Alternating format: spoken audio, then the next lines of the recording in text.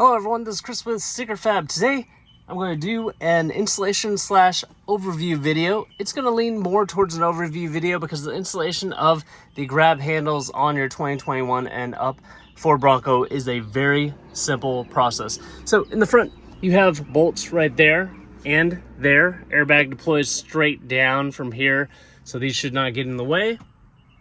And in the back you have a couple bolts back here. Now what you need is a ratchet and a socket, and we're using a 5/16. So these bolts were already pretty loose from the factory. I was able to actually hand loosen them and pull them out, and then I just use that 5/16 socket and ratchet to tighten it back up.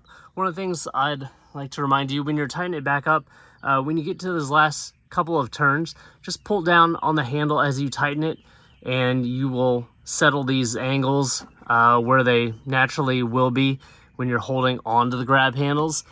These are a great modification. Not only do they look great, they actually serve a function, getting in, getting out for shorter people, and when you're on the trails, it gives you something to grab. This is our new Badlands orange color.